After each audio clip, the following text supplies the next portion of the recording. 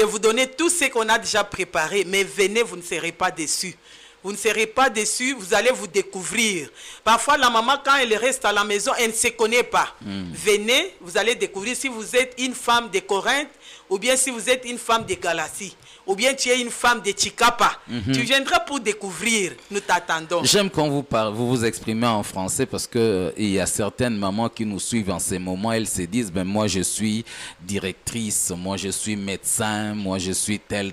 Bon, dans ces églises-là, les mamans, et surtout c'est Adi Bumba, qu'est-ce que les mamans peuvent m'enseigner, moi qui ai déjà un niveau, patati patata. Alors, qu'est-ce que vous pouvez dire à des mamans pareilles qui pensent que leur niveau ne peuvent pas venir à Dibumba être enseignées par des femmes qui n'ont pas leur rang social, leur niveau d'études? Qu'est-ce que vous leur promettez ou qu'est-ce que vous leur dites? L'invitation est envoyée pour tout le monde. Que tu sois ministre, que tu sois docteur, venez. Venez parce que dans la parole de Dieu, c'est là où il y a la sagesse. Tu peux dire que tu as beaucoup étudié, mais tu n'es pas sage. Venez écouter la parole de Dieu parce que la parole de Dieu, dans la parole de Dieu, il y a la sagesse que même les scientifiques ne connaissent pas. Et surtout, vous avez votre parole. Vous vous rappelez de l'histoire de l'énigme éthiopien. L'énigme éthiopien était sur son cheval en train de lire la Bible, un morceau du prophète Ésaïe. Et la Bible nous dit le Saint-Esprit a amené le diacre Philippe jusqu'au côté de cet eunuque-là qui parlait. Et Philippe a entendu le monsieur parler d'Ésaïe et puis lui pose la question, il dit, papa, est-ce que tu comprends ce que tu lis? Vraiment. Et le ministre, à l'époque, quand on parle de l'énigme, c'est l'homme sage qui était aux côtés du roi. Ils étaient souvent des ministres aux côtés du roi. Et l'énigme qui répond en disant, mais je comprendrai comment si quelqu'un ne me l'explique. Donc, les choses de Dieu ne sont pas comme les journaux ou les informations radio-télévisées que nous suivons ou les syllabus académiques que nous lisons pour comprendre de nous-mêmes, mais ça c'est une dimension spirituelle. Humiliez-vous devant le Seigneur, venez écouter. Quelqu'un peut dire à Dibumba, on connaît Dibumba seulement par des fétiches, par des histoires, patati patata, mais moi je vous dis aujourd'hui, Jésus-Christ est à Dibumba. Venez écouter, venez. Ne dites pas, comme on disait, qu'est-ce qui sortira de Nazareth de bon. Mais c'est à Nazareth que Christ est sorti. Alors nous vous appelons, notre Nazareth c'est Dibumba, on vous invite, venez participer à cette activité des mamans qui aura lieu ce mardi du 4 au... Quelle date ici? Du 4 au 7 mars 2025, jour pour jour. Merci beaucoup, Maman Françoise. Tozonge pa Maman Esther. Maman Esther. Ozoloba nini na bandeko nyonso baza kolanda biso na Chikapa.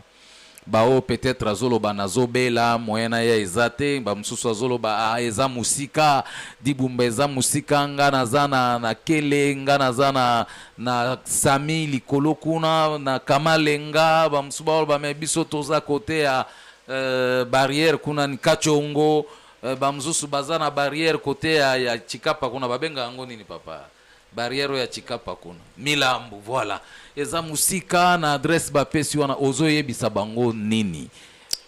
Ivude avula mulonga wa Nzambi kila wava Nzambi wa kutambika ishiko kukitsuko Nzambi ana kukakala mulonga wa kiyanga ndo Nzambi kila wakutambika seke kujibite kujisoliso peut-être wana kukala wana kudijia kamba nguri muketu muchindo muikadi kilo yaye mukwenda kwaye enya hambimbi ya Nzambi kishina kya mulonge kendi kutuleza ulamba yiza ujivile abulechi ukapu munojie kamba nguri muketu muchi no ikadi kilo ya miri kichi ngaja kukala kichi wone mulonga tudina nawe njikukata dikadi kise yiza afundo dini uvembi mbya Nzambi shiko kwale hako Nzambi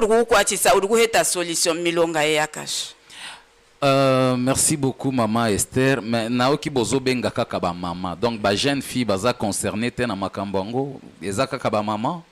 Ndo naye muvala muketu udigale kumbodi eno kenji uya kuloko milonga yenji ku concerne iza uvembi mbya Nzambi umoni waiva waikwata wenjujechi ala longe yene ime kukwatisa mu mariage ayo shokala difficulté ndo uri kwenda kya kiloshi twatambika mama uvi twaveti unu yeye kivala fundo da sheudi wenju kutuva tangwedi dikadi kisemu lusuku lwa mbadi lwa tatu lwa ngwana lwa tano uze mufundo ni uve mbimbi anzani. Merci beaucoup Iza bino nyoso bisika bozali Iza toza kozela bino.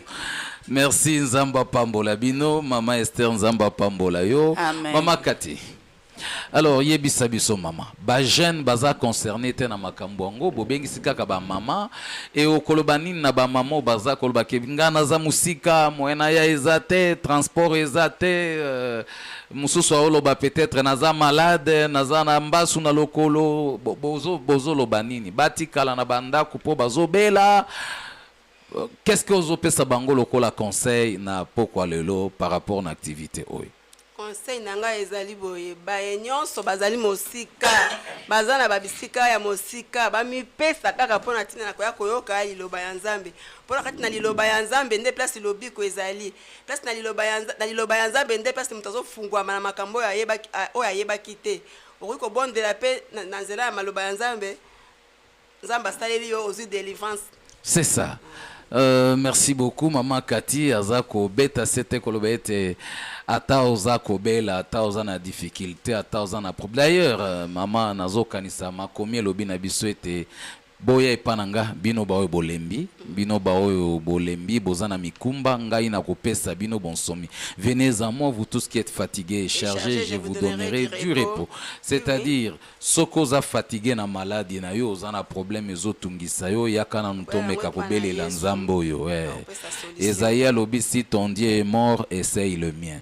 Soko tamboli na bisike belé ozui ba solution te olembi okomi découragé. Tozo ça la propagande ya solution te ya miracle te mais tozo ça la propagande ya Yesu Kristo. Et Yesu Kristo tozo lobela awa toyebi ete ye azali mosali bikamo. Asala kango tango alingi pesa kangolu na ye na oya lingi. Alors maman, papa bien-aimé, bipa ozolanda. Soki papa ovandi ozolanda biso banda déjà ko fina mama linzaka yebisa yo yoki. Ba mama bangwana na radio bazolo ba makambo molulu ekozana di bumba na croisement ya avenue des enseignants na avenue Tite toko pesa ba référence mingi kala mingi te awa fina déjà mama yebisa eko changer chaîne te fanda wana olande mission tina suka ba mama bazo pesa makambo yo ba mama baza koloba ba papa je vous dis la vérité.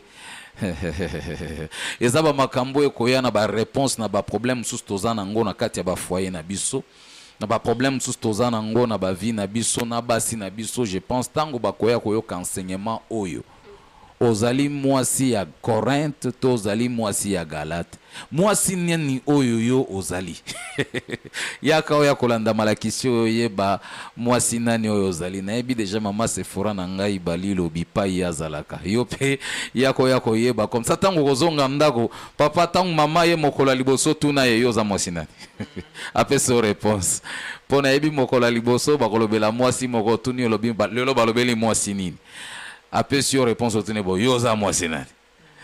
Vraiment, Nzamba Zolokum. Merci beaucoup, Maman Yvette, Ozolo Banini par rapport na bande kumsu Zolo Balobi à Ngai, Naza malade na kokokate, za mosika, église wana Balobi, na yebi ango peku tute, na yebi te soki basambe la kaka Nzambe to baza batu ya bakisi to nini, yo okokolo banini na bande ko baza kolanda biso pona ko rassurer bango présence na bango na molulu wana.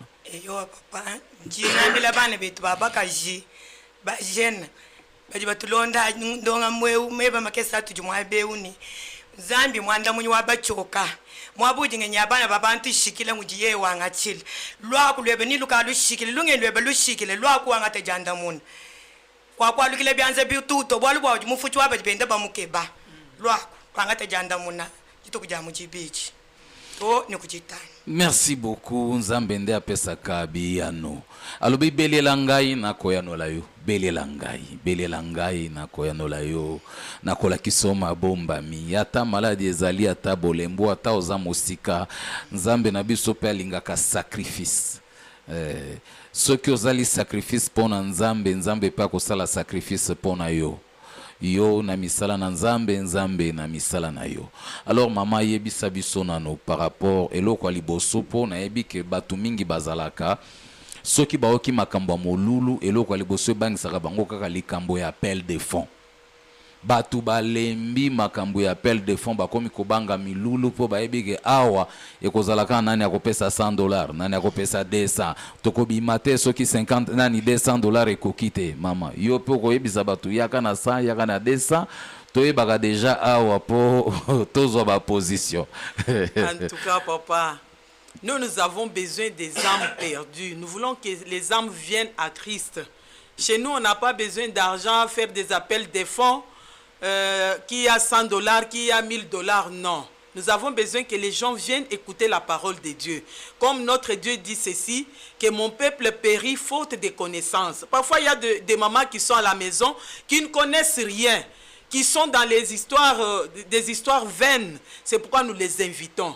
Nous les invitons qu'elles viennent écouter la parole de Dieu. Nous n'avons que la parole de Dieu, la parole pure. Venez écouter. La parole pure sans mélange.